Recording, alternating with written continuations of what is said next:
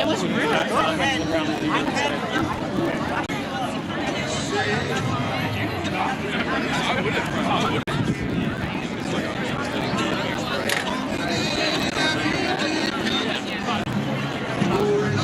Hard check.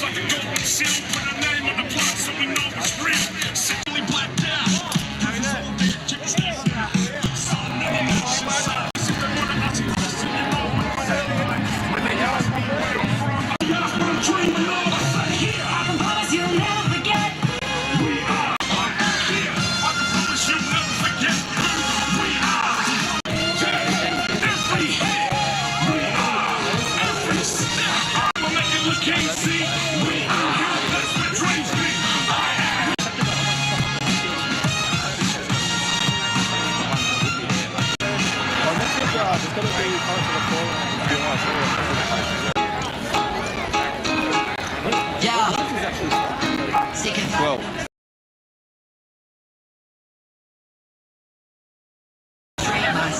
if I were you, I would educate myself. America's not the same. I take David Duncan. They don't even know the name. That's a lot of books that call us nomadic savages. Maybe that's a connection to them attacking us. Your silence is killing. Give us your platform so your people can listen. First came the massacres. Trust the system. I'm a 400, not one conviction.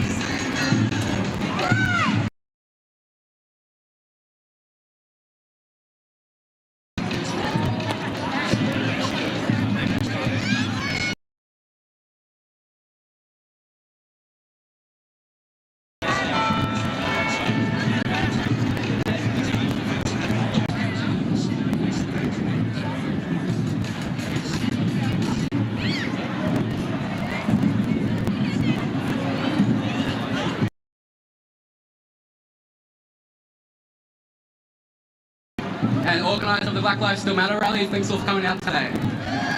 First, me and Ethan will be emceeing today, but first we'll introduce Auntie Rhonda.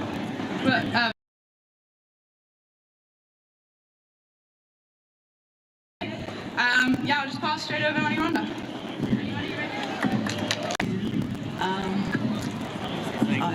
I gave you the wrong word actually.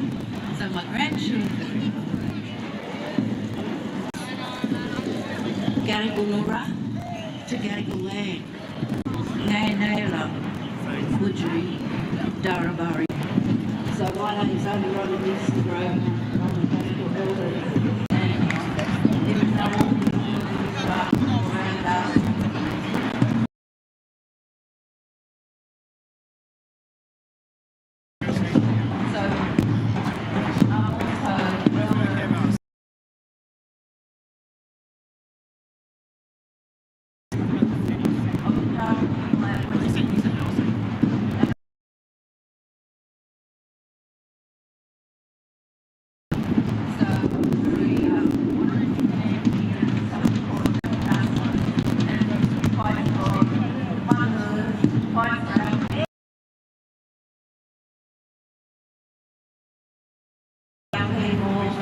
And destroying the land.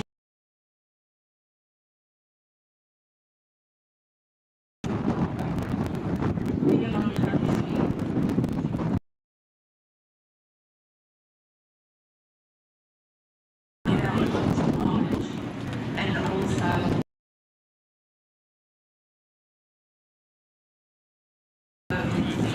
it's very hard around here.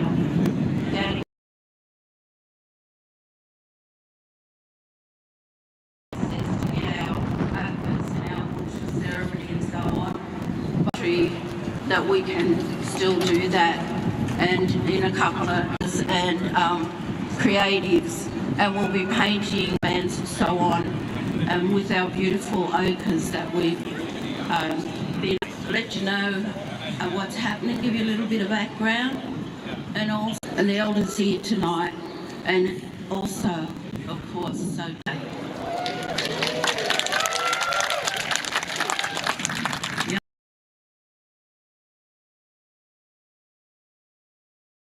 Wonderful words to tell you.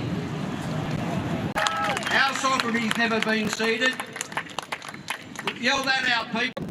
Always was, always will be Aboriginal land. And handprints in this land. The people, the clan respects loud and proud people to the Bundjalung people. Auntie Lizzie's tribe, the Gumbaynggirr. Louder to the Biripi,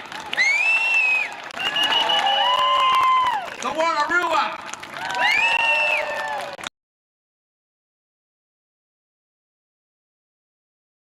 Aurora Nation, the Gadigal Land, the Bidjigal, the Gamaringal, the Darrick, the Gulangara and the Darwin.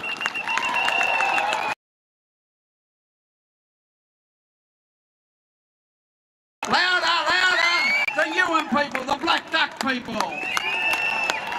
We pay our respects to the West. Fimbria, the Wiadjuri, the Waywin, and as far as Yorta Yorta.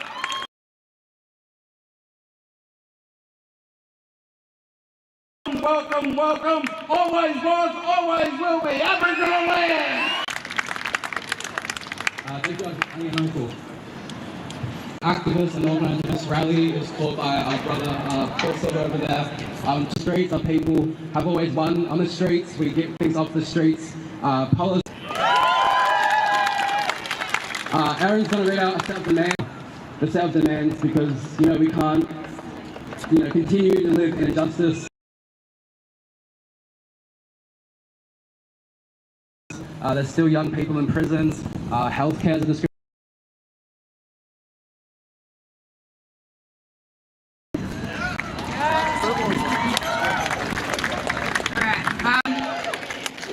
It's been since 1991. There's been over Stop the war on black kids, end forced removals, shut youth prisons, justice for deaths in custody, safe work and DPP must prosecute, stop cops investigate. Defend Aboriginal lands from mining and climate devastation.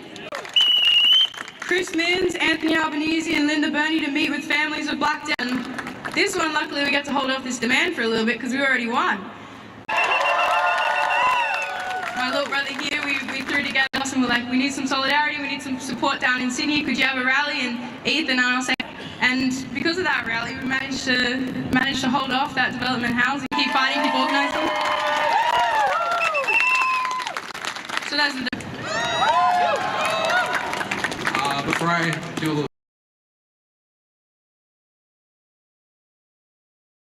Always was, always will be. Aboriginal land. That was good. This week, that I think he was 18. A man. That is, a shame. And the report that came, bullshit. Auntie Lizzie was going to MC here today. She's down with the young is white Australia, white people will go against by police in the street. We were here, over here in Town Hall last year for the Cassius Tovey.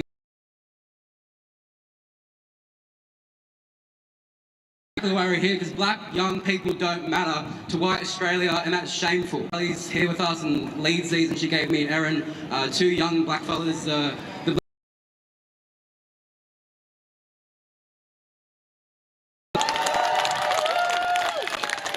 What we're seeing right now is a lot of debate, a lot of maybe leave them at home, because what we're here for is what our people have been fighting for years. We can thank you for coming here today, and yeah.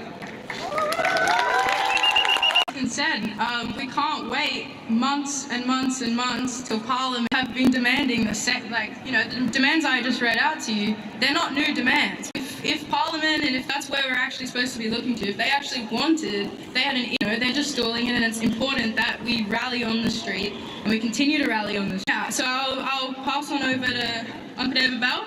You wanna have me on? Always was, always will be. Louder. I'll just give you a little bit of what we're trying to do as a forum out there in Parole to listen to us. And I know this is close to Paul's heart. The corrections and probation have failed our people miserably. Campbelltown to bring all these players together. And to the men's group, we haven't got the resources and everything out there.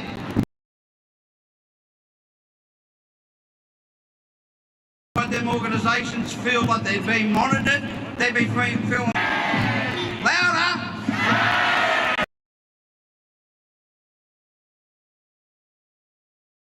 Platform, like I'm saying, to make these recommendations, to make sure these people that educate our people inside on culture. A part of that, me and Brendan, my PA, anybody wants to talk to him, we do 5 tonne of food and petrol ourselves, for 25 years, we are all about humanity and justice. So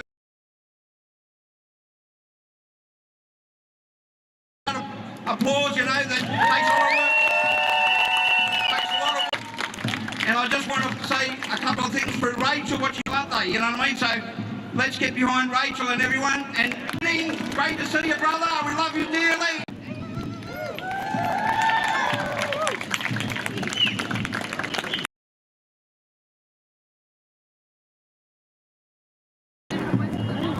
No justice, no peace.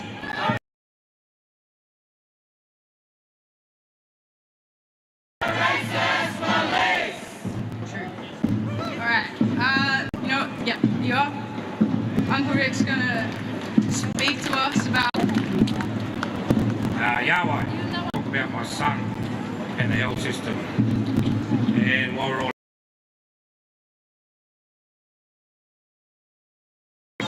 that's my son Dougie.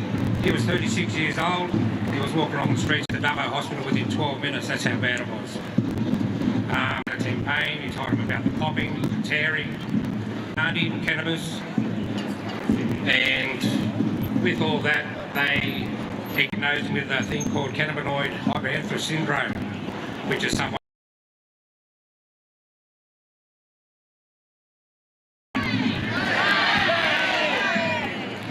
when he walked through them doors, he only had 36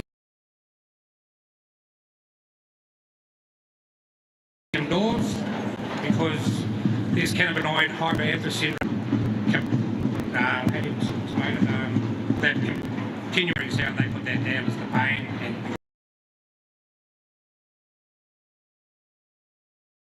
And drug related, let's just do what we need to do.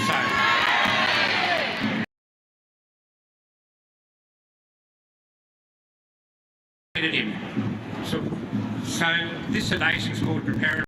So he had no chance of talking. He was in a sedated.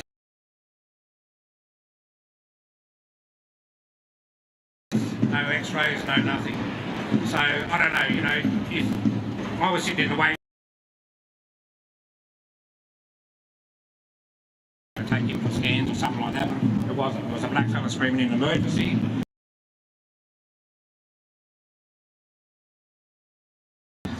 So, since we heard, we've just been fighting. Investigation done in the hospital. We met with them. They admitted to overdosing on this droperidol. X-rays or anything. And with the 100.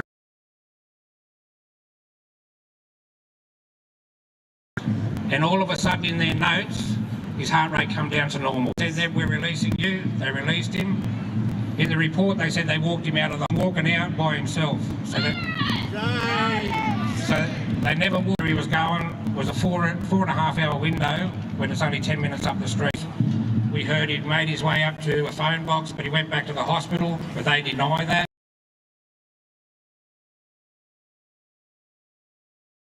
We protested the Dubbo Hospital in January last year. We done to get an inquest, and finally we have got an inquest, which is some good news. Yeah, it's this health system, like we all know, the health system is killing our people off slowly as well, and not a lot of people know about it.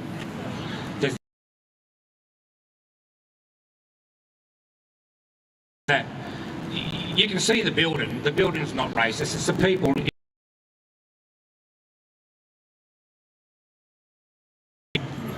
So I just want to say to all blackfellas, if you're sick and you're in hospital, because I know for a fact, I know my son, and I know if he knew that needle was that was a painkiller. Now that sedative's not in the medical notes anywhere, to it in that internal investigation that it was given to him. So hopefully in this inquest we find out who. Evidence that there was racial discrimination, which we all know there was.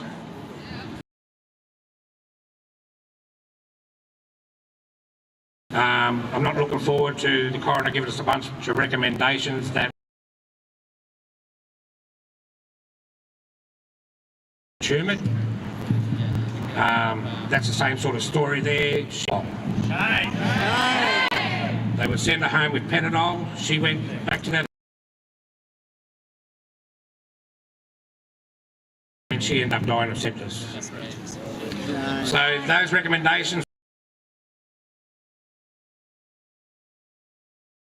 never implemented. Some already recommended. So I don't know how that works.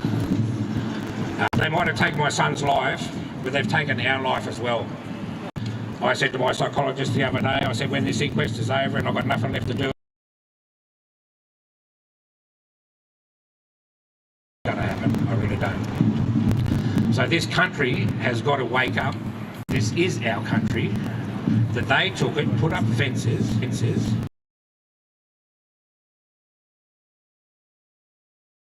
but they'll never find what's inside here.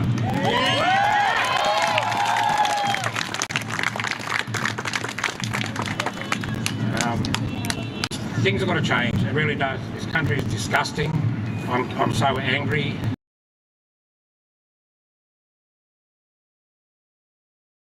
But what do? You know? You've got to play the game, you've got to try and do what you've got. You shouldn't be doing this, you know? Why can they just come here, then put up fences, push us off our land, then we're going to, you know? I think the fucking, sorry.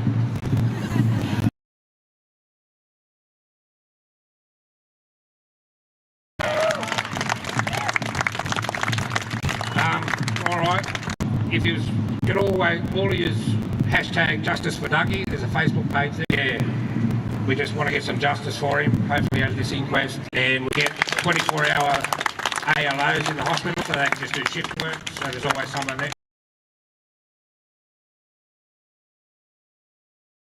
Else we asked them why didn't he get the chance to see an ALO. They said he was in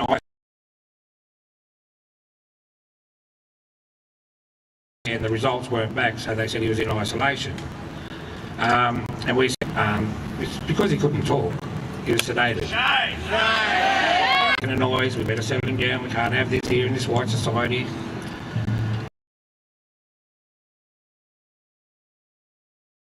Thought I'd be doing this, fighting for justice, losing a child. She's just ruined. Like, you can understand. She'll look at these photos, sorry. Australia, fucking wake up. It's fucking racism. I'm sick to death of fucking being second-class citizens in our own. I said, after this inquest, I don't know. I could go either way.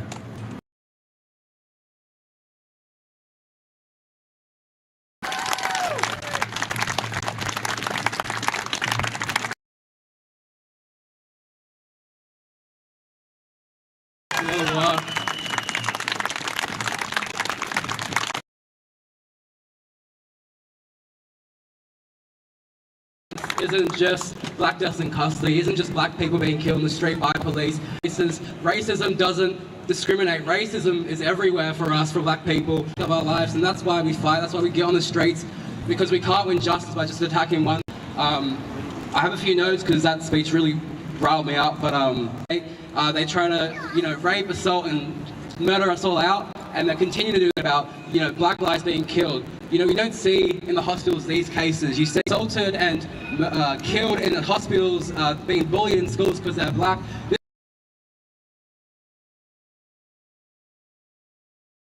And that's why we have so many speakers here today, because we can't just get two people up here to that, hasn't had an experience of racism or discrimination, and that's just a sad.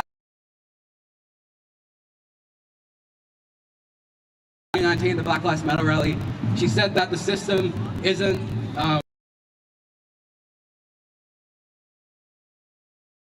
leading, and the system is doing exactly what it's meant to do. Message for all the people walking past. You're walking past in stolen land to your workplaces, you're going out for Saturday.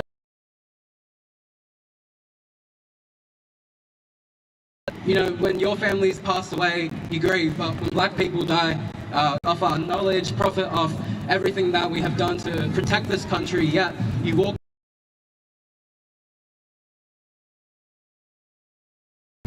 which is a shame, because black lives are still being killed, so I don't know why there aren't thousands. I find it sad that in 2019 I came with a bunch of school friends from high school opposing the infographics, yet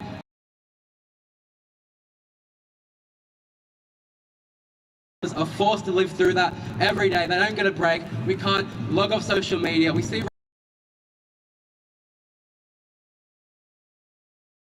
in schools and hospitals, and that's every single day. So for people not to show up today, 2020 when it was a trend, quote unquote, it's just shameful.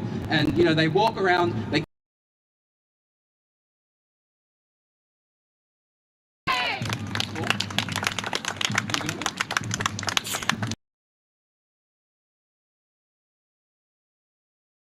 my brother. He's the nephew of David Dungay Jr. Ethan was saying he was talking about 2020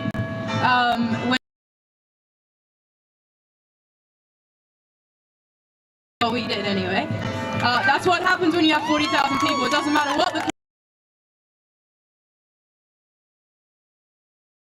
and we said say his name, David Dungay Jr., because he was killed the same. There's been thousands of Aboriginal deaths in custody, in hospital. Yeah, David Dungay has never got justice. Paul has been fighting. My name's Paul Silver. I'm the nephew of David Dungay Jr., who was tragically murdered in Long Front for almost the past decade now, demanding systematic changes to stop killing our people. You know, as much as it is mentally draining to continue this ongoing First Nations people, but non-Indigenous people as well, as they do experience. David Dungay Jr. was 3 weeks shy of being released from custody.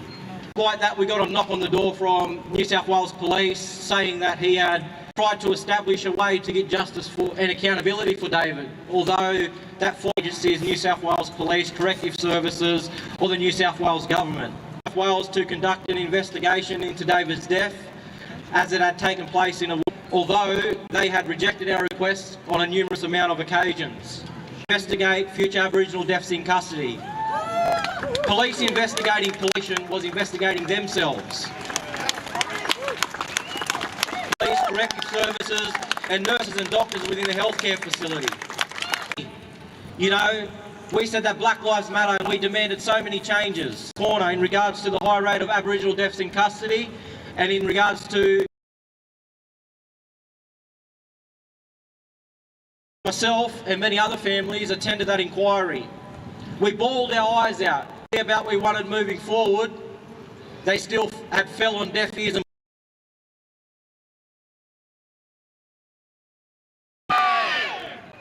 you know, it's important to me as a First Nations voiceless.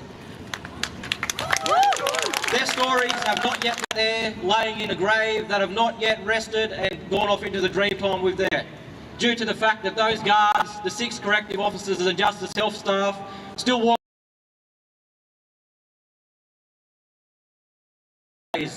Christmas and sad events like a funeral where my uncle, you know, there are many demands, not just from my family, but many families over the will still continue to be the voice for the voiceless and stand up for what's right as Indigenous people.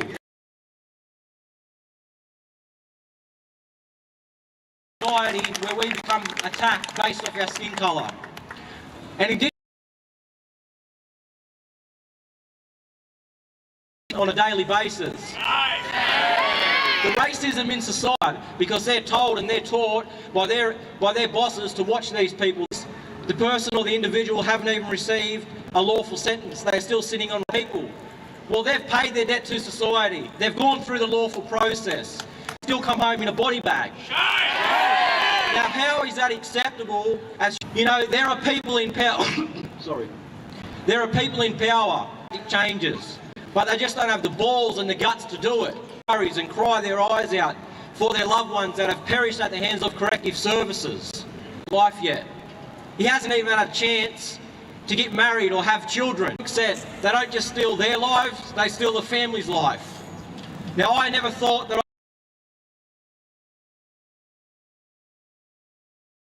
killed my uncle, but here I am. And I'll continue to make a stand for their actions and until I can live in peace. I've had enough, and I'm sure everyone, people. It's like when the First Fleet arrived. Instead of killing us off in mass, they're now doing and prison cells where they get away with it. I've demanded not just the current government, but the past government and the government before that. I'm tired of it falling on deaf ears. We have been peaceful. But if it means we have to riot, loot, I will. We will. The people will. Is an 18-year-old disability man in Taree, New South Wales. 2 days and had a fit, a seizure on the pavement.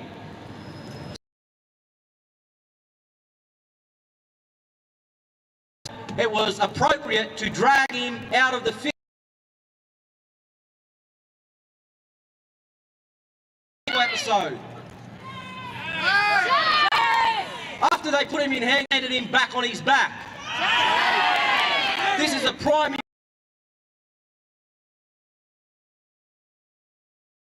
colour or people in small communities. Their asses causing death. It was. I thought I was going to die in police custody. It's because it shows what the police are there to do. They didn't, young man. You know, it's them or the people within their organisation. People. So where the fuck are the good cops holding the bad cops?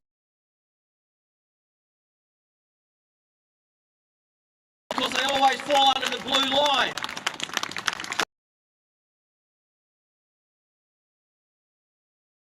Or that their colleagues are not found as criminally being charged, held accountable, found guilty and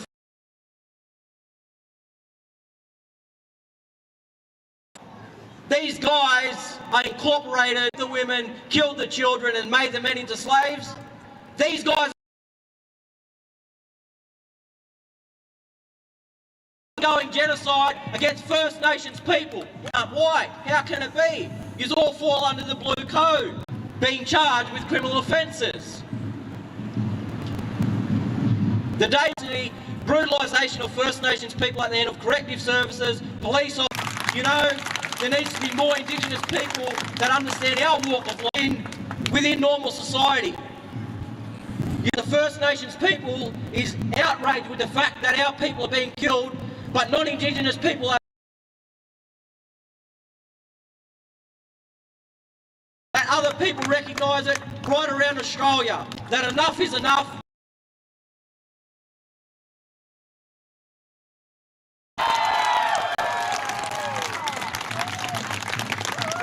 Junior, we sat through a coronial process. As the coronial process is sadly purely based off finding in any way, shape or form to hold people accountable for their actions and accountability. The cause of death for David Dungay Jr. was a cardiac arrhythmia. 6 corrective officers.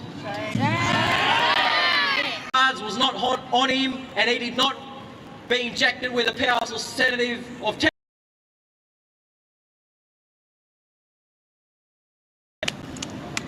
You know, it's currently happening. It happens a lot. Altercation whilst out having a night out where she was brutalised and bashed. Person, they decided to prescribe her with 2 Panadols and send her home. You can see out of her eyes. This is one of the prime examples of. And as a result, we died. You know, she died 5 weeks. Real brain bleeds. She was simply turned away because she was a black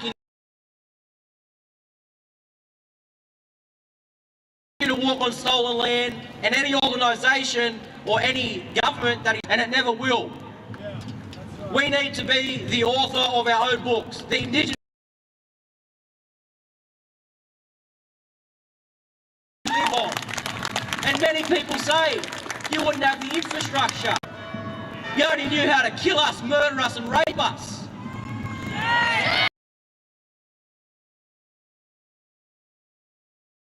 Police for their police work.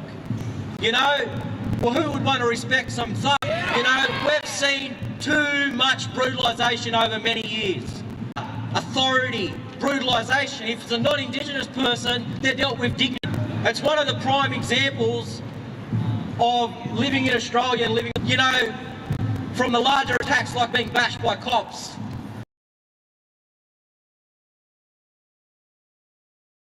Stuff of, you know, getting those looks in society just because you're black. It's been a long time coming to make drastic changes. You know, we need to take over the parliament. Take us now or never. And it's going to happen.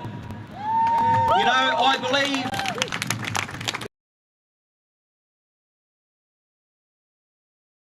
that I can leave my kids here on this earth with a better government. Work for them and make them not look over their shoulder just because they're, you know, behind the lines. You know, it's quite hard work. You know, we put a lot of time and effort into it, and I thank all the organisers from behind the lines, family and my uncle. I'm going to continue to fight as a First Nations man. We need to stand and demand and stand. We need to make sure that our concerns are not falling on deaf ears and blind eyes no more. That I've more determined than ever. And I'm going to make sure that the Albanese government and the current governments that we've been around before the voice referendum. Our ancestors have been a voice. My family's been a voice. Many families have been a voice. The voice to Parliament, if it gets in, is moving forward. As I said, I've been to parliamentary inquiries. The government never listened. All they did was implement the accountable. Hold corrective services accountable. Hold the doctors and fucking nurses accountable. What you want is to go to a hospital for help, and then you return home to your family, body back to your family. On stolen land, but it's not going to be stolen for too long. We're going to come back the author of our own destiny and of our story to move forward for a better future. Whose lives matter? Whose lives matter? Black lives matter. No justice, no peace. No racist police.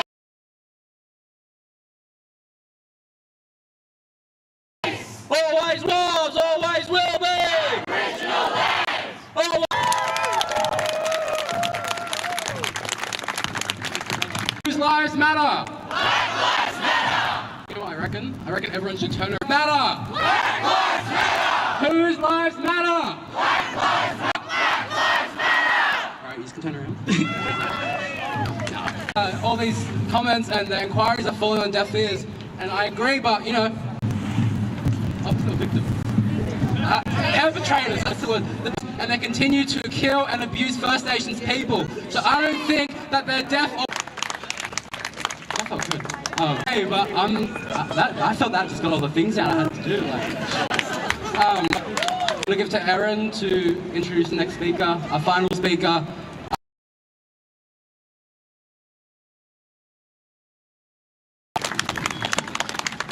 I also just wanted, Paul's speeches always get me fired up, and because Paul's gotten up here, as he said, for a decade straight. Do you think it's not? And I think he deserves all the support. I was just wondering, did anyone read that of cases where police use excessive force on Aboriginal people? That makes up 3% of the population on our own land. How can we make like maybe institutional racism? Maybe men are in jail. Half of our men are in jail, and half of our kids are locked up. Yet still, I'll introduce our next speaker, Patty. Patty's been just the. Patty's going to come tell us about what's happening down. We would have had a Gomeroi speaker up here, but the speaker. But we've got Patty to tell us about the union delegation is trying to put in 850 new gas wells on Gomeroi country. It's an attack on country. It's attack on and obviously country doesn't just mean crisis. It is very, very real. Without Indigenous justice, there will be no climate justice. But we need anyway, Patty, you go.